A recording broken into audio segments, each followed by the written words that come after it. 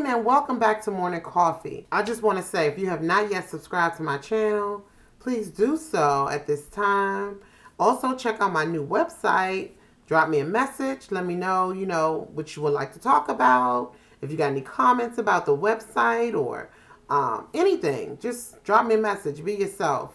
Today's episode is about selflessness. Selflessness. It's an act that does not take much. It's not an act where it's something that's thought about. It's not something that you have to rehearse. It's just something that truly comes from your heart. Even though it's an act that comes from your heart, it's not something that you have to put too much thought into.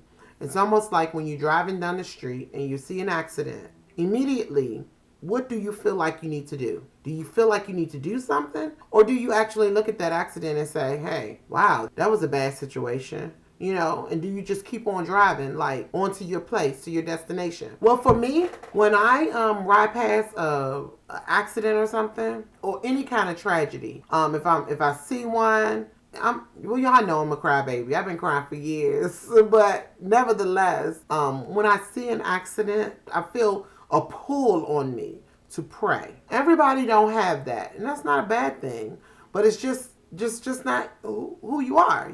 Everyone just don't have that. I feel an urgency or a strong need, if you will, to just pray to the Father that everything is well. I pray for insurance. I pray for the families. I pray for the small children that may have been in the accident, the elderly people. I pray for even the ambulance that's coming to pick them up, the doctors and the nurses that are going to have to care for them. I pray for those kind of things. If I see a house on fire or I see the fire department on their way to a fire, I pray that there was no one in the house. Down even to the animals. I have a strong need to pray whenever I see a tragedy. And again, it's not a bad thing if you don't have that. I'm just talking about me. So today I wanted to talk about selflessness. One of the selflessness acts that Jesus did was he knew that Judas had betrayed him and that they were coming to get him. He said to them, am I raising a rebellion? What's going on? He said, you come with swords and clubs to capture me? You come with swords and clubs. I've been in the temple preaching and teaching, but you come now. But see, Jesus knew for such a time as that was, that because of the prophecy, it had to go through just that way, and he told Peter, don't cut the soldier's ear off. Don't do that, because this has to happen. I have to die for everybody else. That was selfless. Another selfless act, the parable of Jesus about the Good Samaritan. The Good Samaritan riding down the road on his horse or his donkey.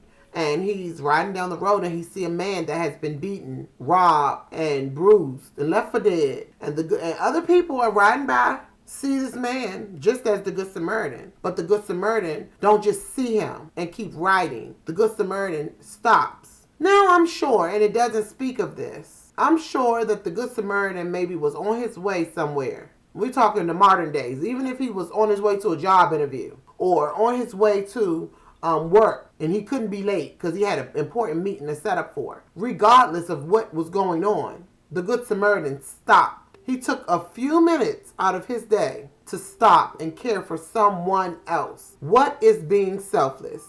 Being selfless is putting someone else's needs before yours. That's it. It's not something to think about. You just do. So the Good Samaritan put him on his horse, bandaged the man up, took the man to an inn, and asked the innkeeper to keep him comfortable, give him what he needs. If there's anything I need to pay for, then when I return, I will pay you. Just please make him comfortable.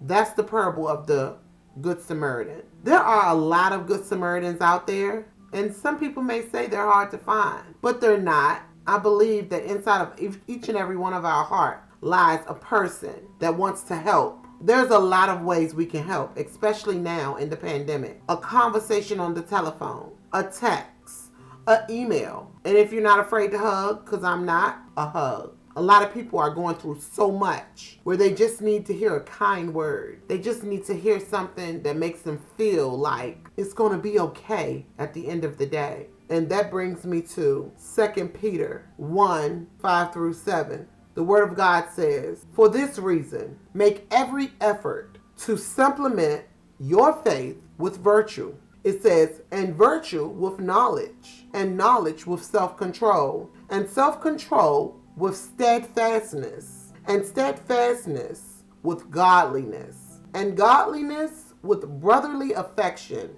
and brotherly affection with love. So at the end of the day, it comes back to love. God is love. We who love God want to do any and everything to please him. And he wants us to be just like him. He wants us to love our brother, love your neighbors, love your enemies. Be kind to those who despitefully use you. And it's not hard for some, but then some, it can be hard. I encourage you today to make a selfless act. Buy lunch for someone if you can. Send a text to someone you never talked to. And don't look for something back. Do it just because. And not because I said it, but because it's the right thing to do. We want to practice love in everything we do, not looking for a favor or a return. This concludes this episode. I pray your strength in the Lord. I love you. God bless you. Heaven smile upon you. I pray your strength in the Lord as you continue to pray for me. Be blessed. Don't forget to subscribe to my channel and check out the website. Bye-bye.